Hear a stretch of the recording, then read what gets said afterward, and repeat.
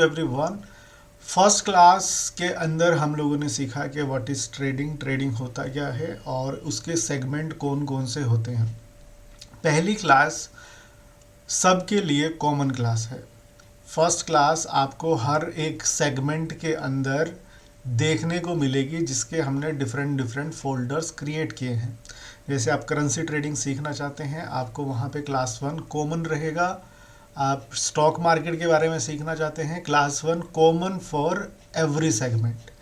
अब हम इस सेगमेंट के अंदर हम लोग करेंसी मार्केट के बारे में जानना शुरू करेंगे कि करेंसी मार्केट होता क्या है, करेंसी ट्रेडिंग होता क्या है, और जिसको कि हम फॉरेक्स ट्रेडिंग भी कहते हैं। तो टोटल इस सेगमेंट के अंदर वी विल ट्राई कि आप करेंसी ट्रेडिंग के अंदर ट्रेड कर पाएँ आफ्टर अटेंडिंग दिस कोर्स। तो आइए शुरू करते हैं। सबसे पहले हम इस बारे में बात ऑलरेडी कर चुके हैं कि ट्रेडिंग होता क्या है।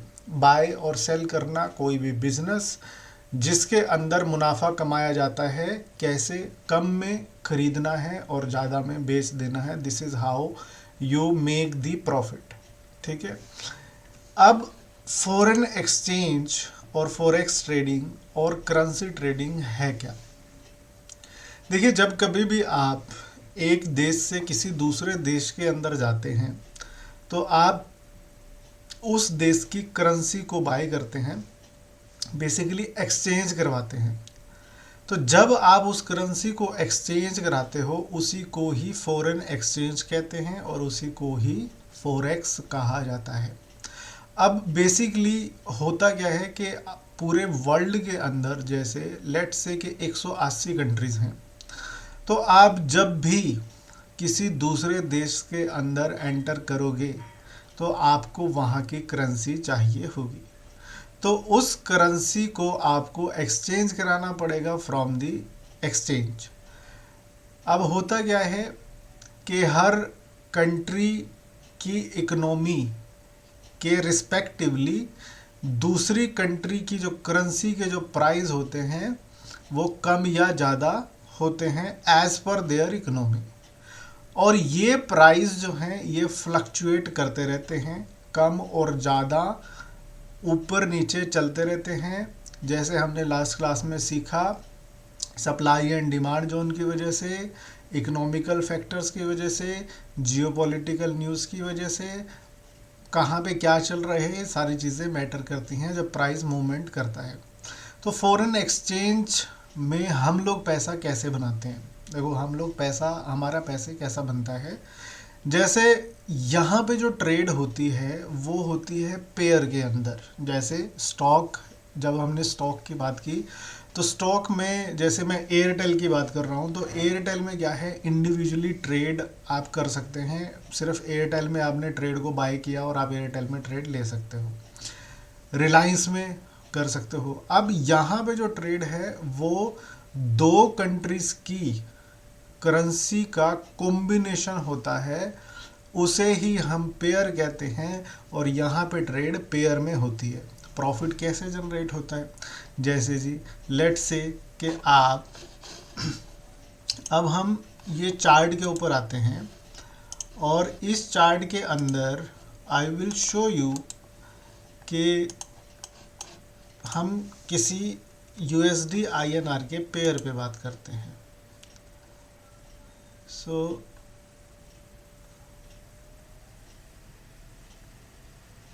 This is the USD INR का पेयर, सॉरी दिस वन, जो कि अभी 90 रुपीज़ के आसपास अभी चल रहा है।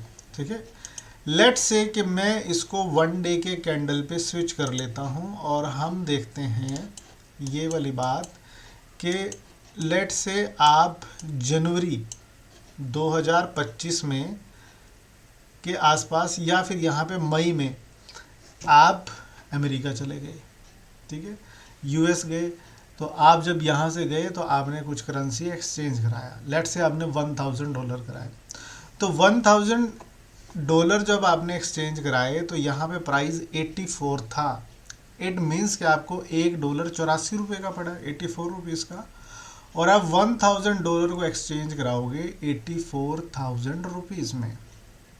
ठीक है, फिर समय बदला, समय के साथ सिचुएशंस चेंज हुई, मार्केट में फ्लक्चुएशंस हुई, सप्लाई एंड डिमांड आया मार्केट में, कुछ ग्लोबल चीज़ें रही, कुछ इकोनॉमिक डाटा रहा, उन सब फ्लक्चुएशंस की वजह से प्राइस के अंदर मूवमेंट हुई।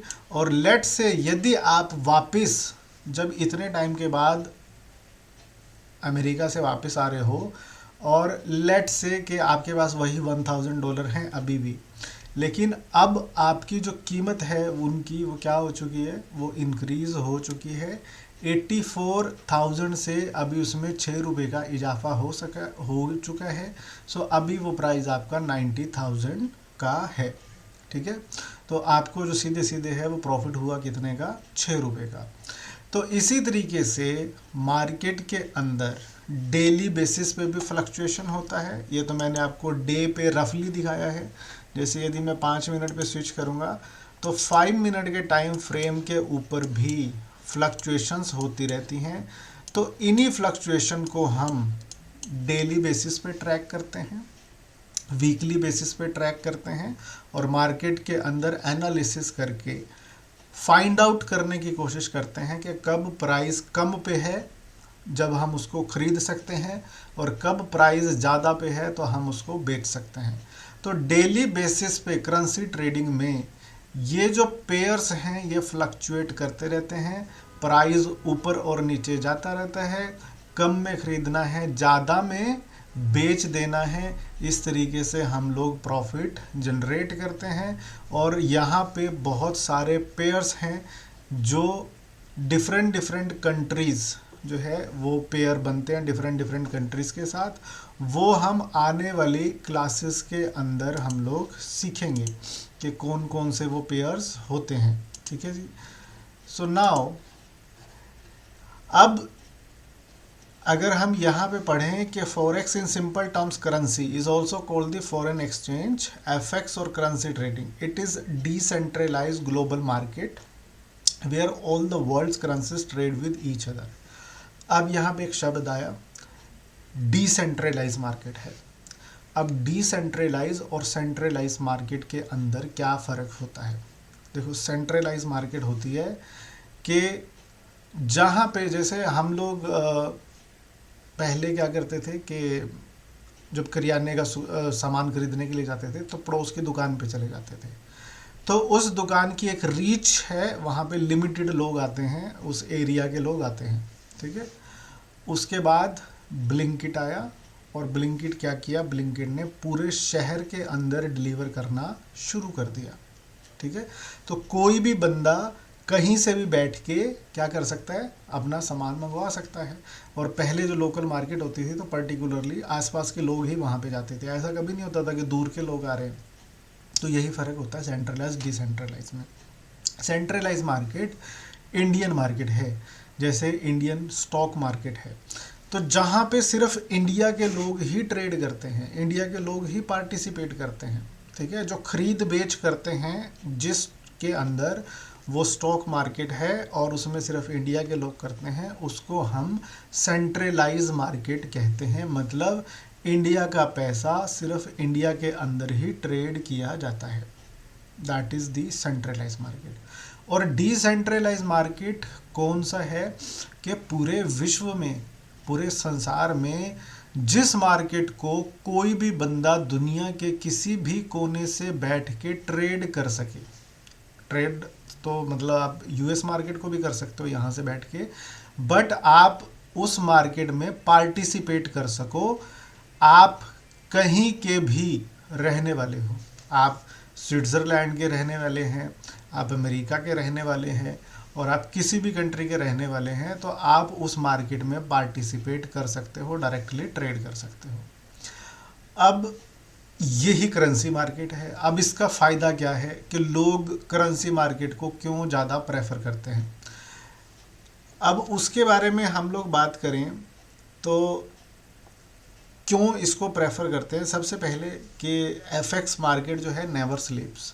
जैसे इंडियन मार्केट है, इंडियन मार्केट की जो टाइमिंग है वो सुबह 9:15 बजे से लेके 3:30 बजे तक की टाइमिंग है। 3:30 के बाद मार्केट क्लोज हो जाता है। लेकिन ये वाला मार्केट 24/5 डेज रहता है, कंटिन्यूटी में चलता रहता है।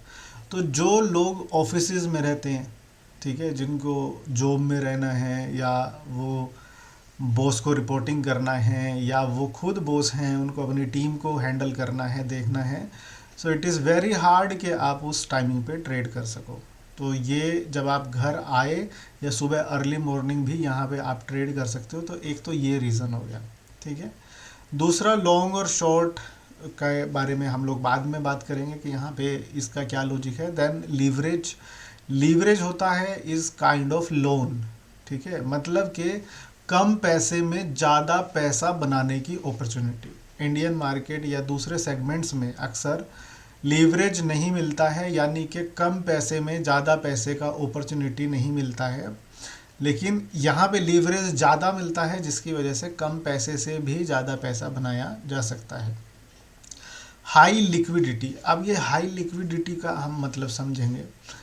पहले हमने ये बात सीख ली कि सेंट्रलाइज और डिसेंट्रलाइज होता है। डिसेंट्रलाइज में मतलब क्या होगा कि डिसेंट्रलाइज के अंदर पूरा विश्व में जितने लोग हैं वो पार्टिसिपेट करेंगे। अब होता क्या है, अभी रिसेंटली कुंभ गया, हम लोग सब लोगों ने कुंभ देखा, और कुंभ का मेला हुआ।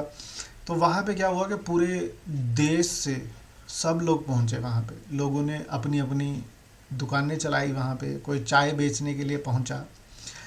अब वो चाय बेचने के लिए पहुँचा, जो वो चाय बेचने वाला है, जब वो अपने एरिया में बेचता है तो क्या करता है, वो सिर्फ लिमिटेड लोगों को सर्व करता है, वहाँ के आसपास के लोग ही उसके पास आते हैं। लेकिन जब वो मेले के अंदर पहुँच गया, जहाँ पे 5-10 करोड़ लोग पहुँचने वाले हैं, तो बहुत ऑब्वियसली बात है कि उसकी बिक्री भी ज़्यादा होगी। तो ये मार्केट क्या है, हाई लिक्विडिटी वाला मार्केट होता है। मतलब ये कुंभ का मेला है, यहाँ पे जो मार्केट के अंदर ऊपर और नीचे जाने के, देखो आप पैसा कैसे बनाओगे, ठीक है, पैसा तो ऐसे ही बनेगा ना। आप किसी भी एसेट में काम कर रहे हो, चाहे आप स्टॉक मार्केट में हो, या फिर ऑप्शन ट्रेडिंग कर रहे हो, फ्यूचर, इंडेक्स, कुछ भी XYZ कुछ भी कर रहे हो, पैसा तो तभी बनेगा ना जब मार्केट ऊपर नीचे करेगी। और मार्केट जितनी स्पीड से करेगी उतनी स्पीड से आपके पास प्रॉफिट बनाने के चांसेस होंगे। तो ये वाली मार्केट के अंदर हाई लिक्विडिटी मतलब कि जो इसका ऊपर और नीचे जाने का स्पीड है वो अच्छा स्पीड मिलता है, जिसकी वजह से लोग इसको प्रेफर करते हैं। इसी को हाई लिक्विडिटी कहते हैं। एक्सेसिबिलिटी, बहुत ईजिली आप एक्सेस कर सकते हैं, आप सेम डे अकाउंट ओपन कर सकते हैं, same day you can start trading, ठीक है जी। तो नाउ वी विल डिस्कस कि वो trade currency market. Currency market को कोई भी कहीं से भी ट्रेड कर सकता है। 100,000 individuals like us, money exchangers, जो पैसा एक्सचेंज करके देते हैं, वो ट्रेड करते हैं।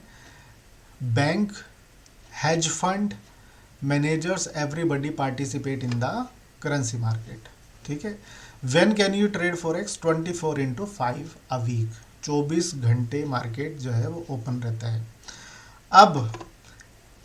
अब हम लोग ये डिस्कशन करेंगे कि यार ये 24 घंटे खुल कैसे रहा है मार्केट।